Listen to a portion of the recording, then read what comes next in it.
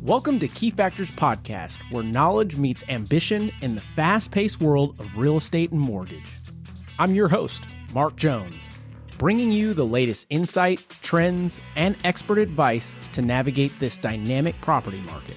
In each episode, we dive deep into the heart of the industry, dissecting market movement, exploring investment strategies, and unlocking the secret to real estate success.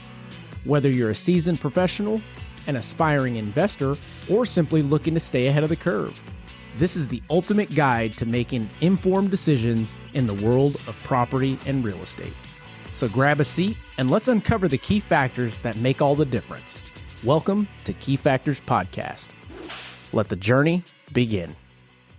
And here we are at Key Factors Podcast, powered by ReviewMyMortgage.com. And just as a reminder, guys, this is a tool that you can utilize to self-diagnose with mortgage programs all around the country, and is gaining a ton of traction in this market. So that being the case, today I wanted to talk a little bit about the economy, how it affects us, what we're seeing out there, and how it could impact us on a real estate level. So I've brought along two guests. I've got one, Austin Pantuso. Austin, how you doing? I'm doing good. And a third guest. And we also have a co-host with us today, the champ, miniature Australian Shepherd, my favorite. And then we also have Nicole Aguero. Kelly, how you doing? Good. Welcome back. Yes, welcome back. Thanks. It's been a little while since you've been in the podcast, and it's good to have you back in here. I know I went and had a baby, and now I'm back. You went and had a baby. That's awesome. So, guys, today we're going to be talking about the economy. Before we started this, Austin brought up some fun facts that he had stumbled upon, and it was very alarming, in my opinion, as far as what the heck is going on with our economy and how it could potentially impact the real estate world as we know it. So, Austin, if you want to kind of let us know what you discovered in that quick article that we saw there. Can you pull it up real quick? We absolutely can. Go nation. Don't go Texas. I know Texas is different. Yeah, let's jump into here. This is what I discovered, but I think you should explain it. So, Okay. I mean, by no means are we economists, right? We're not economists. Right. And we want to preface with that. We are not economists. We don't even play an economist on TV. Okay. So as we're looking at this data that you now see on your screen, and for those that are listening, not watching, we're looking at a chart from Fred. And Fred is a very trusted resource for economic data. Pretty much play by play on what's happening with different statistics all over the different sectors in regards to housing, financial aspects, and many other things. But today we're looking at consumer loan, credit card, and revolving debt. And this is also all commercial banks. And as you can see here, we have surpassed the 1 trillion mark. But one thing that's alarming is that from about 2020, when the pandemic hit, consumer debt went down. Why? Let's talk about that first. Why do you think between this period, it looks like about a year long, revolving debt went down? Because people were unable to spend because they had to be locked in their home. So they weren't able to go out and party and go to dinner every night and go on vacations, right? They weren't able to put their kids in sports, right? Because you had to be on lockdown. So it caused a lot of savings. Look at the drop on that. So drop straight down. Yep. So anyways, and then after that, right after the pandemic starts to end, people start to get out again. They start to spend money. And that's why you see a sharp increase. And the thing that I tell, when we have these conversations, the things I tell everyone is, just look around when you go out, right? So, I mean, on any given day of the week, go to the rim, right? And look and just see they're full. Like it's full. It's right? Crazy. And not only is it full, it's super expensive. So the question is that I ask, where are people getting all this money to spend all the time, right? Yeah. And I think the answer is, yes, some of them have it, but a lot of them don't. They're charging it on credit, right? That's right. And racking up debt. And that's what you're seeing here. Is a racking up debt. And that started, the upswing of this was just around the beginning of 2021. And as you can see, it is a total incline straight to the top. And is there an end in sight? I don't know what ends up happening when this gets out of control, because you don't get to these kind of figures with just part of the United States doing it. This is everybody. And it's quite a bit alarming, in my opinion, when you look at it and you go, okay, what are they spending on? And this could be, in my opinion, things, but also necessities. And when you get to the point that you're now putting necessities on credit cards, that is the alarming piece of it.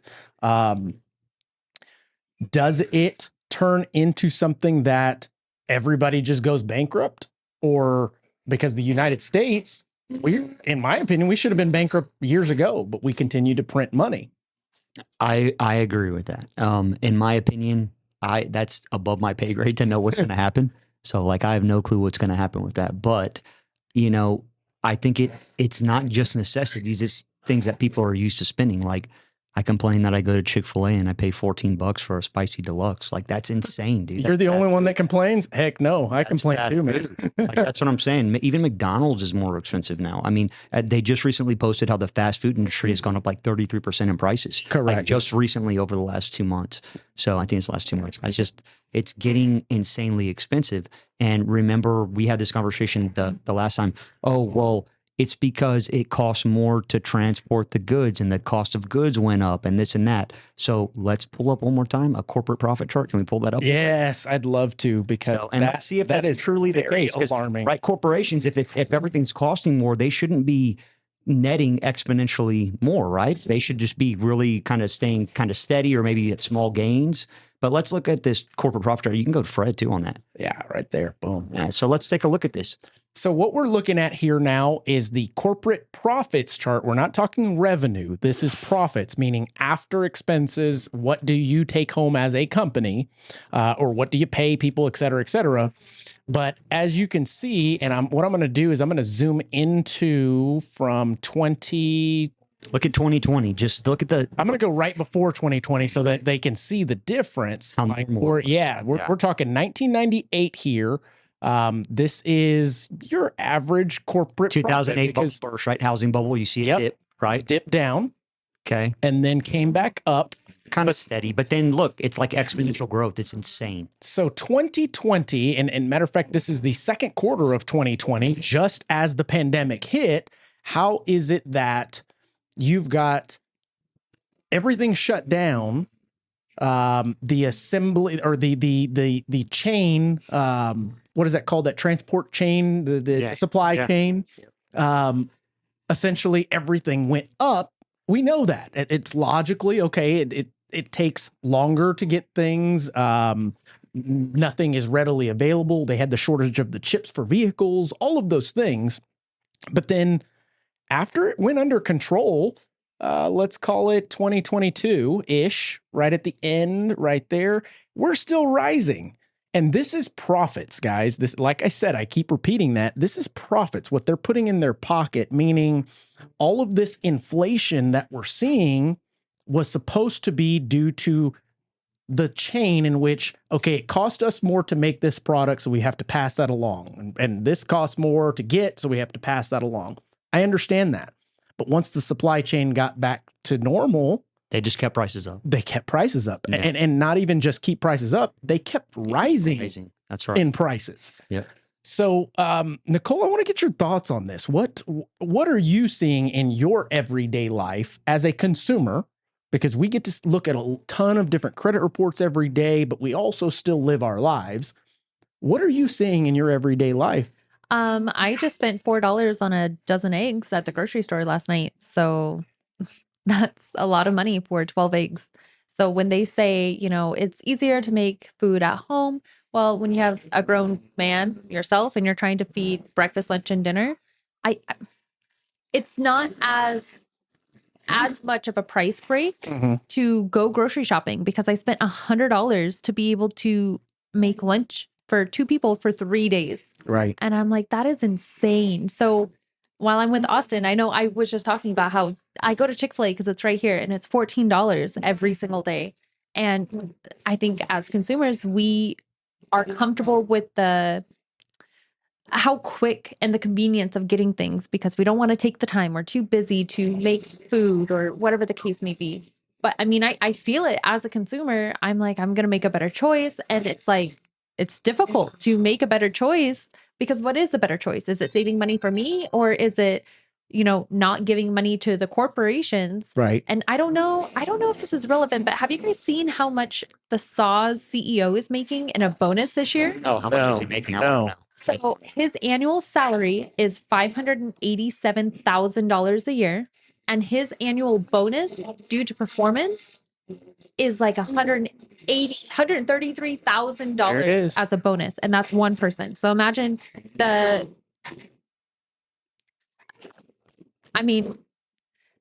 just a CEO. Think of the other people higher up, and it's like our water bills, we've cut back so much. Our yard, our water intake, we're a lot more conscious of these things, but our water bill is still consistently increasing. And then $133,000 bonus on top of his $580,000 annual salary. I mean, that brings up another topic. I mean, you don't have a choice. That's literally what I was going to say right there. Go shop my water system. I have no choice. If I want water, which I need water, I have to bow down and listen to it. Same with the energy and the power bills. And it's not a sales type position. I mean, I can see bonuses being paid from sales type positions, but if your goal is to make sure that the people that are paying you get water, it is affordable. How is there room for a bonus there? I mean, I'm all for capitalism. Do not get me wrong. I just think that it belongs in its certain places, and something like that being a monopoly, I don't have a choice either. You are exactly correct. It's not like your cell phone bill. It's not like your car insurance. Right. You don't have a choice. You pay them. Right. It's a little odd. It's a little questionable. And I mean, we could go down a rabbit hole, but $133,000 is a lot for a bonus. Right. On a monopoly. So to go back to how much, like, is it reasonable to go get food? I mean, is it reasonable to make food? Who's to make the choice? Because it could cost you just the same amount. Right. Now, do I need to go to TJ Maxx? Probably not. But that's a choice that we make sometimes. And I know my husband and I have made, as a consumer, a very self-aware choice of cutting back on all of those expenditures because we have bigger goals. And we know that things is not what gets us satisfaction in life. It is the milestones. It's the goals. It's the creating the generational things for our family because now we're thinking about those things. Right. It's the instant gratification where I think Americans get really caught up on. Right. Shein, Amazon, TikTok shop, or whatever. It's just so at our fingertips and affordable that we do it. $10 here, $10 there, $10 there. Over the course of a month, we spent $1,500 on what? Nobody can tell you what they spent it on, but they did because it was convenient. And they think that it's helping their credit score, which is cool. You have a good credit score, but you make your minimum payment of $45 a month. 35 of it goes to interest and $10 goes to your principal.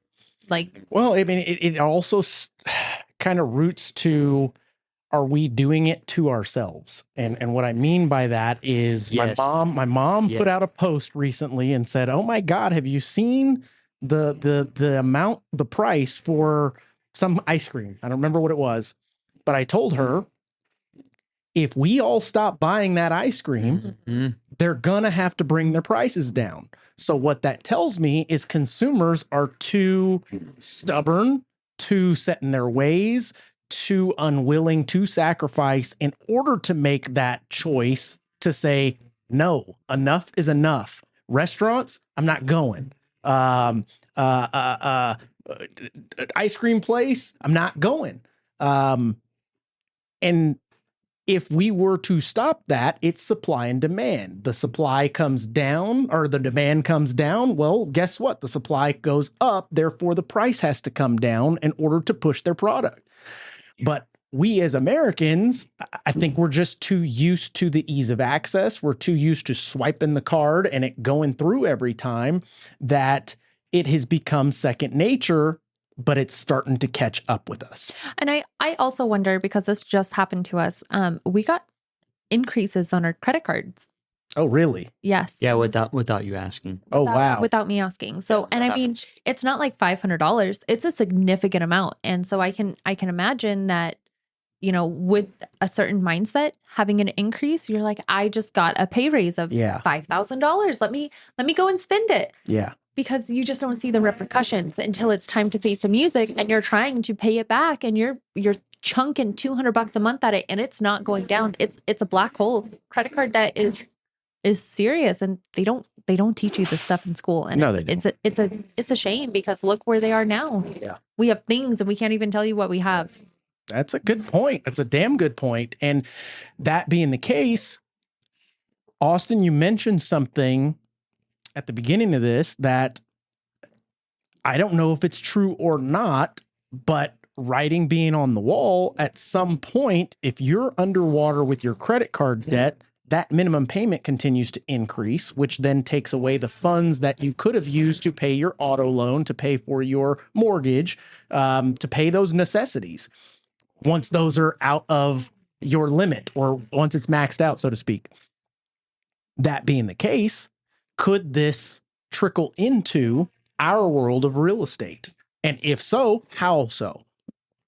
I mean, absolutely it can. I think, back to, what Nicole, what all of you are saying, I think that's part of it, but it's a vicious cycle. I mean, like she said, the monopolies, you have no control over it. So they can just control the price. And like you're saying, the ice cream shop, yes, they may be overcharging, but a lot of times they're having to charge more because their CPI went up for that year for the rent, right? Or maybe, whatever, right? So it's trickling down from another area where they have to increase their prices. So, I agreed with that until you showed me this stat. But that's not corporate. I'm talking your standard ice cream shop that maybe they own one or two. Oh, she was talking about like Bluebells. Okay, that's different. That's different. But yes, that's what I was going to say. Monopolies and corporations are what, in my opinion, is what is currently ruining America. Yes, and causing these people to go into major debt. And it is our fault too, because we keep buying it, right? Just like you said. So why should they lower the prices? You're still buying it, right? So they're going to keep on racking. That's exactly right. Racking in the dough.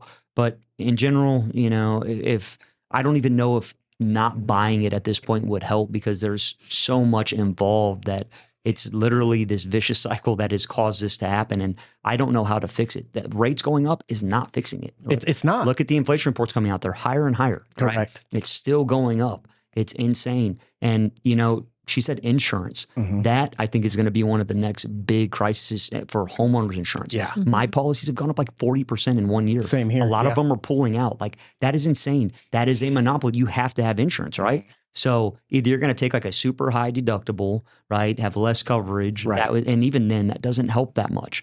So it's putting people in really, really bad spots. And other states, they can't even get insurance. Like Florida, there's a huge crisis. You're right. In Florida, so in general, like I said, this is something that we could be seeing literally the tip of the iceberg here for a domino effect. And I don't want to be like doom and gloom kind of person. Oh, no, because I don't know what's going to happen. But I know there's a lot of people. I don't know how you can survive. I see people post like, I make 3 times minimum wage and I can't even afford to pay my, even come close to paying my bills. So how do you survive, right? The disparity between the super rich and even the middle class is just growing and growing more. Right. And I don't know how you stop this. Like, I think it's maybe out of control. And I'm sorry, your stimulus check of $2,500 isn't going to save you. No, it's not. You know what I'm saying? So yeah, No, I don't know what to do. Like, I don't know what they're going to do. Like I said, it's above my pay grade, but I'm curious to see. You've got both you and I. Well, were you in the business in 2008? You were, I got it in 2007. No. Okay, that's right. So back then, when we were going through the process of seeing all these foreclosures hitting the market, it was due to lenders creating loans for consumers that should not have received loans. Let's be honest. And it was in abundance. We're talking multiple homes for an individual that should not have had them. They call them investment properties. They've got 3 investment properties over here. And what ended up happening is they continued to pay their primary residents and let the others go by the wayside. And because there was so much exposure, it created a crash. In Texas, we didn't feel the crash as much. Was it because there weren't as many bad loans? I can't say that. I think that was probably across the board there were. But for some odd reason, Texans tend to pay their mortgage regardless of anything else. This, obviously, we don't know what's going to happen, but we're starting to see some writing on the wall. We're seeing some signs of I don't know, like this chaos that is brewing. And many people don't understand it because they don't take the time to look at the stats and then apply it to their own situation. But us being in the industry can see this data piling up, and it's starting to go, okay, at what point are they maxed out on their credit cards?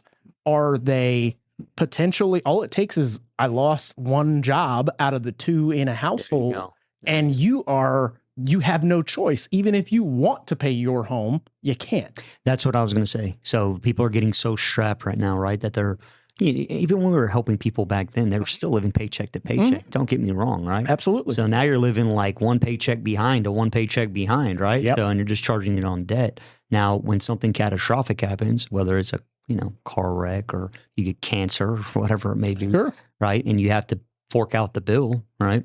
Then you're screwed. Yeah. So, and that's the problem. And that's where I think that's what we're running into now. And yes, I'm already seeing defaults happen. I'm seeing it already. And it's not necessarily like full foreclosures. They're just allowing them to go way, way in forbearance. Yeah. Like way into forbearance. It's insane, like 2 years and stuff. No, we've seen it. Yeah, it's crazy, and that's what, I don't know, maybe you can shed some light. When does a mortgage company say, okay, we're not going to let this happen anymore and we're going to foreclose on you? I mean, honestly, the mortgage companies, mortgage servicers, they're not in the business of buying property. Mm-hmm. So they want to do everything and anything to keep that consumer in the property, and they'll just tack it on to the end. Mm-hmm. But then at the same time, does that not kind of go against the whole concept of qualifying for a mortgage, the concept of paying your bills on time? It's like they're indoctrinating us with this new philosophy that it's okay. You can't pay? No big deal.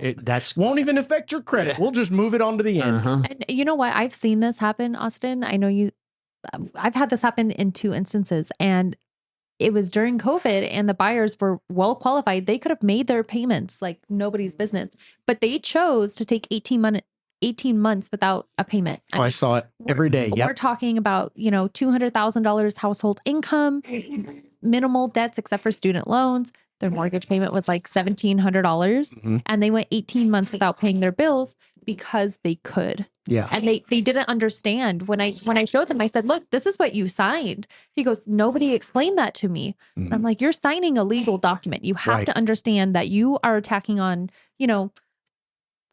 $85,000 to the end of your loan that you have to pay back. Right. All because you wanted to save $1,700 a month and go on vacation.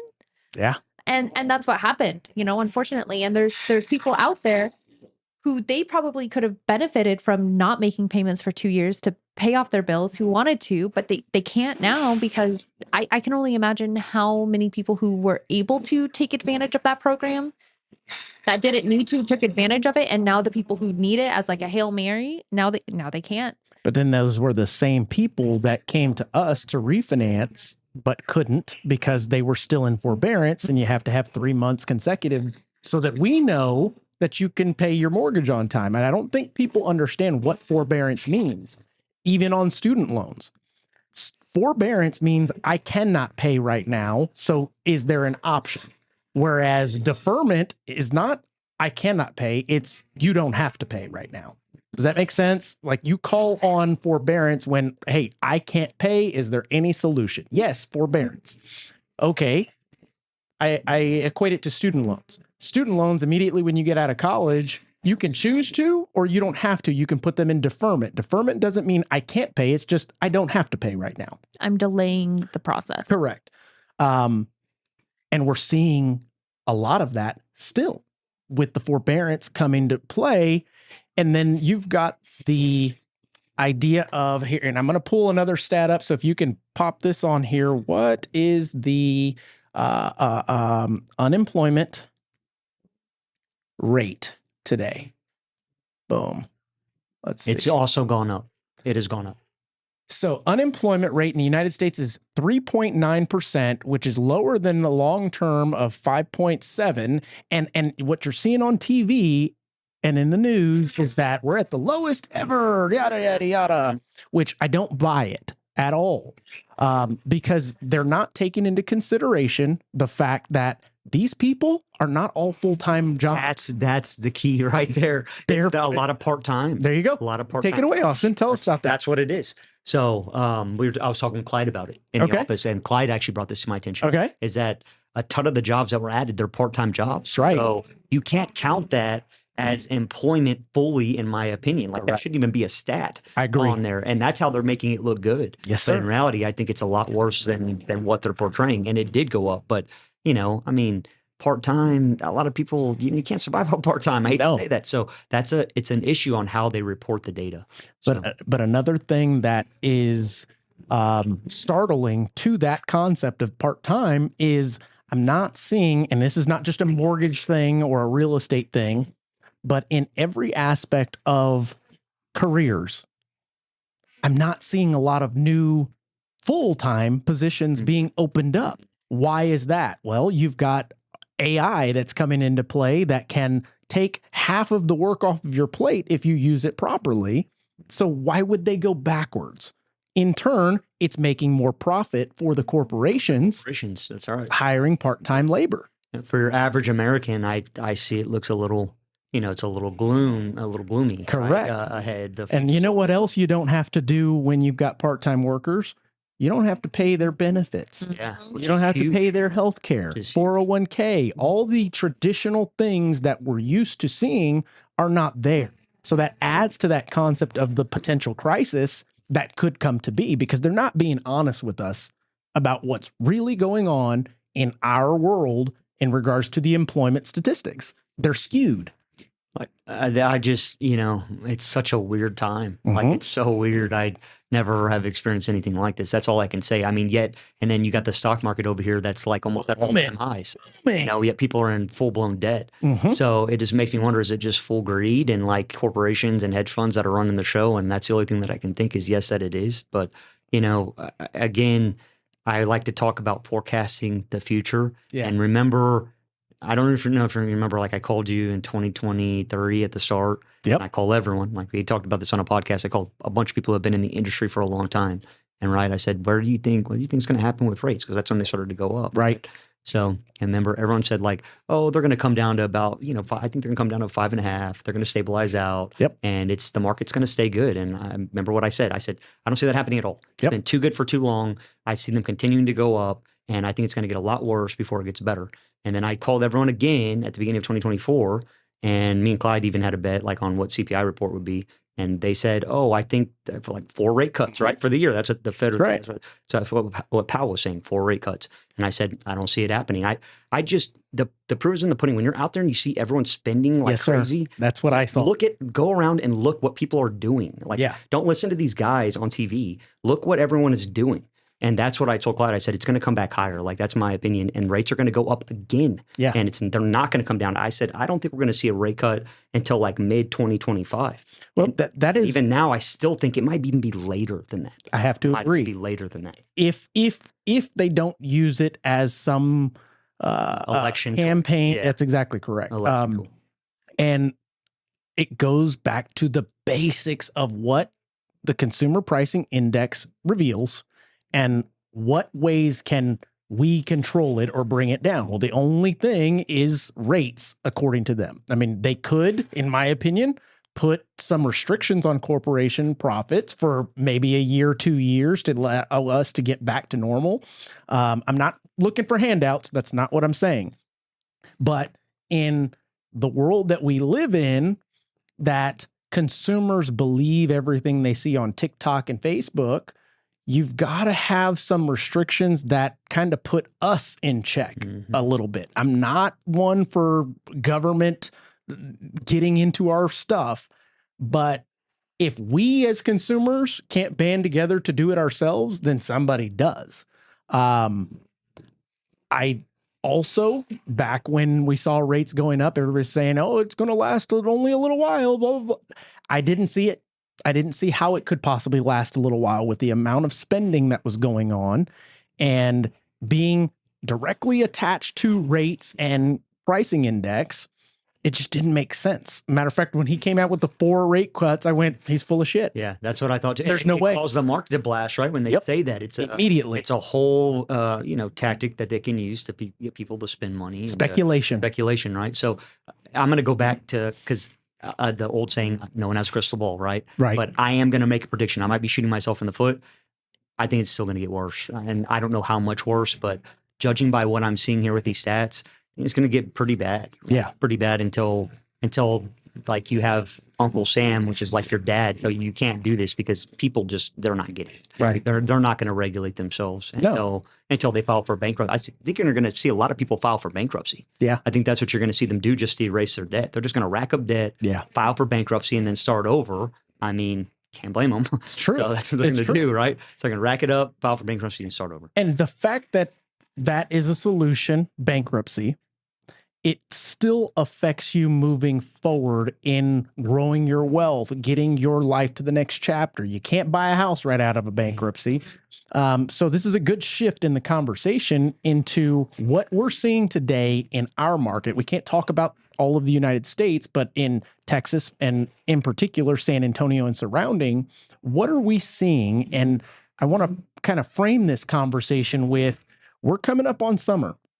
Wait, you can educate. How long after Chapter 7 and 13 until you can buy a home? It depends on the program. I mean, FHA, FHA typically is going to be your 3 years out of it. Okay. Then you've got your VA, which after 2 years out of it, you can do it unless you have additional entitlements that you can use your bonus entitlements. Conventional is 4 years, so there's nothing you can do about that. And it matters 7 or 13. It matters how you. It does matter. And there's different ones for different Chapter 13 or 7, and it has a lot to do with the concept of, has it been completed or not, or did you just file it? Typically, for example, foreclosure. People will say, hey, it's already been 2 years out of a foreclosure.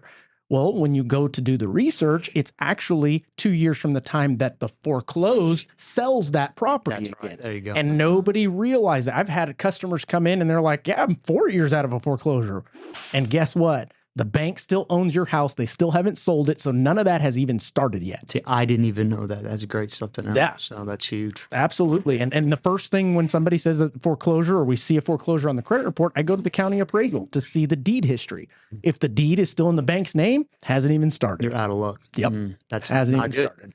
Not Correct. good at all. Yeah. So, and same thing with buying other than cars, right? Correct. Your credit's going to be ruined. So we're approaching the summer months. And as we know, that is our busy season every year, no matter what.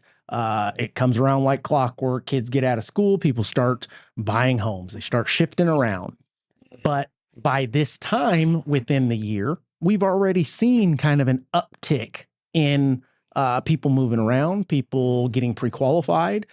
And in my opinion, I'm not seeing that.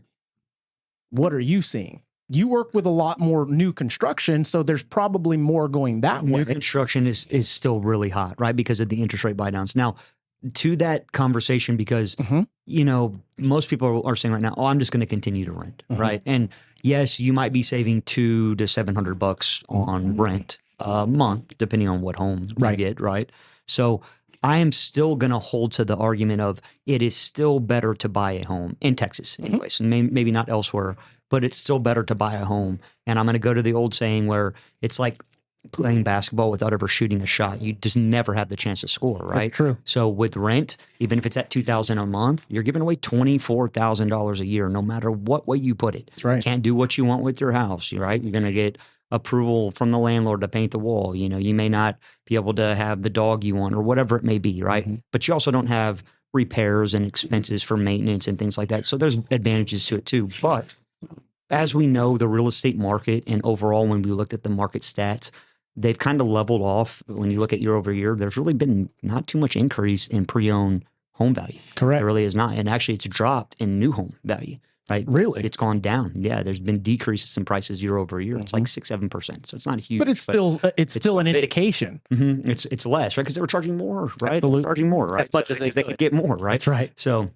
That's why, but you can't do that anymore with pre-owned, right? So you got to be realistic with your pricing now. And if you get a decent offer, like I tell my clients, you take it and run, like, because no telling what's going to happen. That's right. So you get a halfway decent offer, you take it and run. But I still think it's better to buy unless you're not going to be in the home for, minimum 3 years, right? So you still have a chance to gain. I mean, it's your home, you own it, you're paying down principal, right? That's another plus. You're paying down principal where you wouldn't before on renting. I mean, you're not paying 100% interest. Right? And even if it goes up 1%, you gain 1% and you pay down principal. Yeah. Instead of just giving all your money away to a landlord. And I wanted to talk, right? Because I'm from home. So you're right. I mean, I love when people pay my mortgage for me. Exactly. So, in general, but yes, that is the case, right? So I still think it's better to buy unless you're pushing DTI, right? Or you're in a bad situation and you don't think you'll be able to pay your mortgage. Don't buy a home. Or if you're going to be PCSing out as military the next year, unless you're going to plan to rent it. And even then, if you're going to plan to rent right now, it's going to be tough getting the payment that you need to cover, even come close to your payment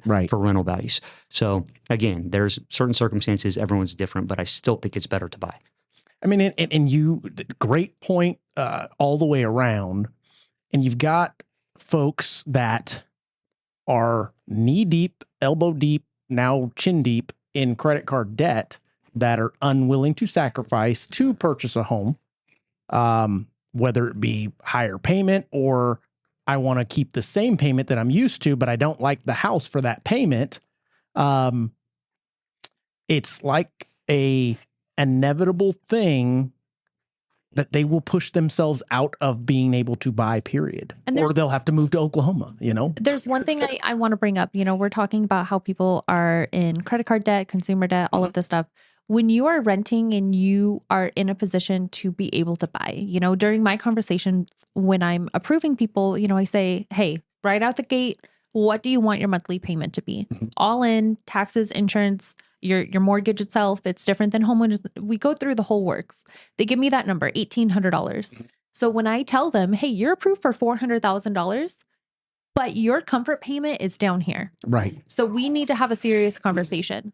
If you want to be at $1,800, I need you to shop at this payment. Right. The moment that you step into a home and it's a different price point, aside from new construction, I mean, it's far off. Correct. But all of this to say is, they say, well, if I can get approved for $400,000, I want to buy $400,000.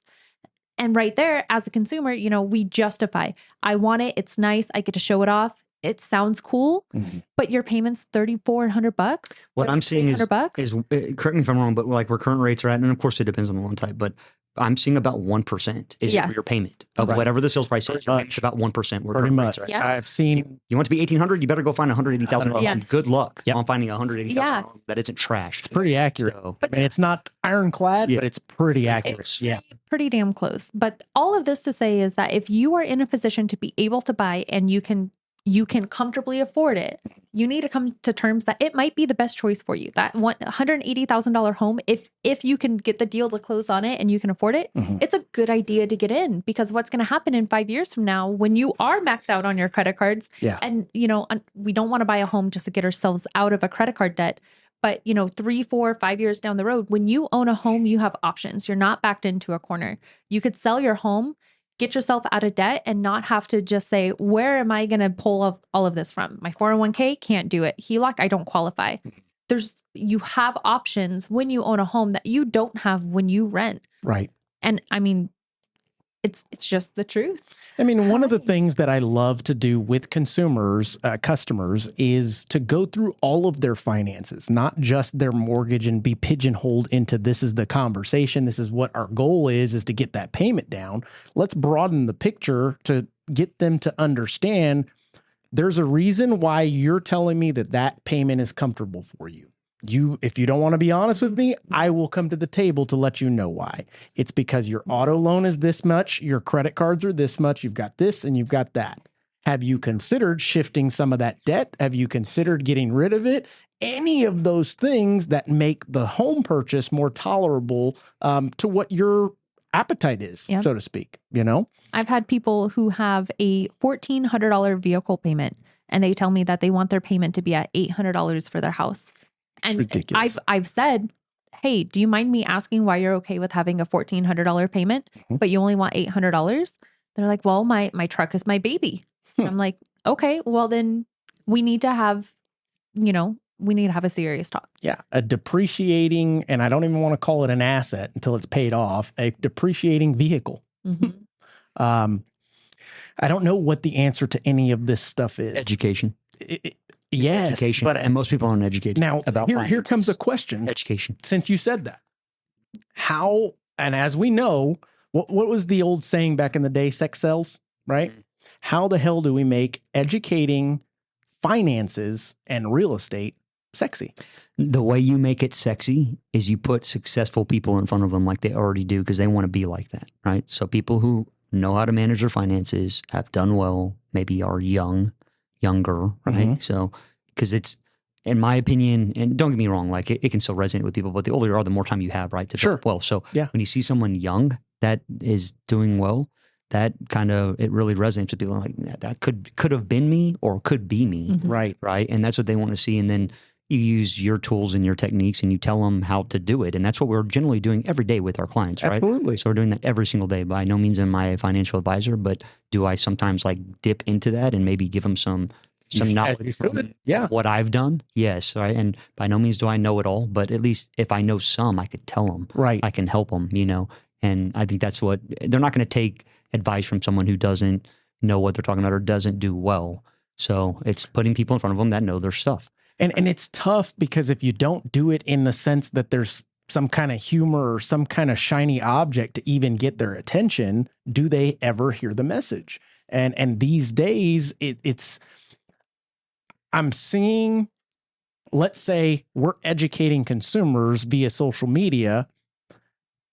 If it does not, I agree with you in regards to putting somebody young that's actually done it, et cetera. But then when you actually do that, they don't believe that they actually worked for this and budgeted for it and sacrificed. It's like, nah, you hit the lotto somehow, or you got successful with some TikTok video. Your parents helped you.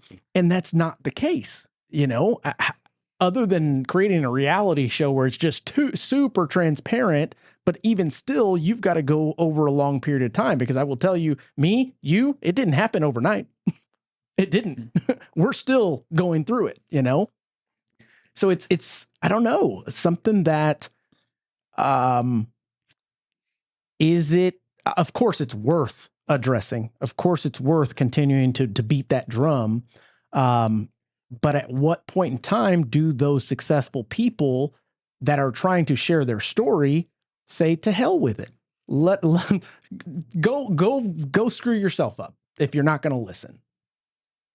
Again, I mean, there's no substitute for hard work, right? You gotta put in the work. And that's what I was telling my dad the other day. I was like, man, like I think for about 7 years straight, I put in like 100 hours a week. Like I literally sacrificed my entire life. All I would do is work. It got so bad that I would feel bad for not working. Yeah. Right. It was literally like an addiction to work. Right. So it's crazy where you don't, like when I wasn't there, I wasn't like constantly thinking or doing work that I would feel bad. Like I should be working right now. Mm-hmm. Like it's not okay to go enjoy time with my family or have fun. I need to be working. Right. Right. So that's how I know like I overdid it for that amount of time. So it's also a balance, but that's another reason why I'm at least a little bit ahead is because I put in the time. So there's no substitute. You got to put in the time. Right. I say you got to put in the time to make the dime. Hey, I like that. That's what I'm saying. Put that on a t-shirt. Well, guys, JC, what are we at time-wise? 40 minutes? 50 minutes? 43 minutes and 51 seconds. Okay. Well, I think that's pretty good. Is there anything else you guys want to bring up before we close this sucker out? Just educate yourself. Get with people who can teach you. So, go to classes, go. I mean, I'm not saying like go pick up a book and read Grant Cardone. I'm saying like really like get with someone who really like that you maybe can know locally that can really teach you. And there's so many finance classes. It could be at your church. Mm-hmm. It could be, with, one of your friends is successful, the mortgage companies, right? Title companies. I mean, what happened to mentors? What happened to that concept? They're still there. They're still out there, but they just want money. Yeah. So for what they do, right? Good so, point. And time is money. Like, don't get me wrong, but there's also like free classes that you can go to. And there's also good books. Like there also is stuff for people where you can learn. But I recommend like, what someone's trying to teach you is not for everyone. So figure out what your goals are, figure out what you want to achieve, right? And then get with someone that can help you achieve it and educate yourself. Don't just keep on spending cash over and over and over. Yeah. Right. So, and putting yourself in debt try and go educate yourself and learn so you can get a one up. And but I tell everyone, it's all just math. Like if you can do the math, like even with real estate, it's just math. If you can do the math, you can really get ahead. And I'm sure most people don't know math. Right. It's sad. Yeah. It's really sad. But if you learn how to do the math, and it applies to a lot in finances, like you can really get ahead. Do the math. So, and figure it out. That's my advice. So. Well, that being the case, Austin, you want to go on a date later? You and that puppy? Let's go. Champ, Let's go. You ready? For sure. Absolutely. Awesome. So, yeah. Thanks for Chick having magnet, of course. Absolutely. Those blue eyes. Yeah. Like I said, I'm sorry about having to bring him today, but no, don't be sorry at all. Him yesterday, so he had to come along because he just whines and whines. So, but he'll grow out of that. And that's going to be the moneymaker on this episode. Puppy free, yeah. So sex sells, puppies sell even more. So right? That's right. awesome. So. Nicole, is there anything you want to add to this? Just kind of what Austin said. Education is free. A lot of people think that it costs money to figure out what works for them and what should be their long-term goal, or it's just complacency. But the only thing it will cost you is your time, your questions. There's no such thing as a bad question, especially in today's market. There's so much stuff on TikTok and Instagram, and it's I will always go back to putting on your rose-colored glasses. Even though there is a little bit of uneasiness about the future of the economy, it pays to have a positive outlook, because that will get you positive or realistic. Pessimism will not get you very far. With the positive outlook on everything, if there's a will, there's a way. And if you're positive about it, you surround yourself with people who will support that idea and support your dreams. If you hang out around people who want to go to the bars on Friday night and spend $200 every weekend, Saturday night, same thing, and they're not encouraging you to, hit the books, let's go for a walk, let's surround ourselves with people who we want to be like, that's a very powerful thing. I agree. So it doesn't have to be with homeownership. It could be with anything. Yeah. Surround yourself with people that you look up to, because there's no harm in that. And I guarantee you the successful people want other people to be successful with them, which is something I didn't understand for a long time. But you surround yourself with successful people and they will lift you up and they will guide you. Yeah, because absolutely. Success feels good. And success is boring when you don't have anyone to share it with. I like that. I really like what she said. The saying, if you're the smartest person in the room, you're in the wrong room. Absolutely. Right? Get your ass out of that room. Get out of the room. Yep. So, but I really like what she said. And as a matter of fact, I'm going to close out with this. And it stems from what you mentioned there, Nicole, is education can be free. It's all around us. There's mentors, there's books, there's YouTube, there's anything you want to find. And those are there to help you avoid the real education that actually costs you money, because when you lose your ass, hopefully you learn from it, because there are many times in my life that I've lost my ass and did not give up, but it was very costly. And now, thinking smarter or working smarter, not harder, I'm seeking any which way that somebody that has already been there, done that, to fill me up with any kind of experiences and things that they've discovered, because what you'll find is those that have actually been there are more than willing to share their adventures. It's almost as if they don't get the opportunity enough to share it. So they're an open book when it comes to things like that. So that being the case, guys, get all the free education you can from a local mentor, from a distance mentor, from maybe even somebody, podcast that you listen to, books that you read, but it's out there. And those things are intended to save you money, or like I like to call it, to help you avoid stepping on the landmines that they have already blown themselves off. That being the case, I think this is a great discussion and a rude awakening for many out there, that hopefully it'll resonate with the concept of looking at your finances, realizing what is most important to you and what changes you have to make in order to get there. And ask questions. Yeah. People are so afraid to ask questions. Yeah. So, and that's how I learn all the time. I'm asking, look what I just asked you to explain, and I didn't know like about the foreclosure, like it's when the bank sells it. Yeah. So ask questions, because I don't know it all, and I want to know as much as I can. And if you don't ask questions, you're not going to know. So just ask. You're not going to sound stupid. Ask. That's right. Champ, you got anything to say? So see you later. See you later. All right, guys, we will catch you on the next one. Thank you so much for continuing to support. Make sure to like, subscribe, share with a friend. We are also on Spotify and Apple Podcast, YouTube's Kick and Tail. So we will catch you on the next one. Welcome to Key Factors Podcast, where knowledge meets ambition in the fast-paced world of real estate and mortgage. I'm your host, Mark Jones, bringing you the latest insight, trends, and expert advice to navigate this dynamic property market. In each episode, we dive deep into the heart of the industry, dissecting market movement, exploring investment strategies, and unlocking the secret to real estate success. Whether you're a seasoned professional, an aspiring investor, or simply looking to stay ahead of the curve, this is the ultimate guide to making informed decisions in the world of property and real estate. So grab a seat and let's uncover the key factors that make all the difference. Welcome to Key Factors Podcast. Let the journey begin.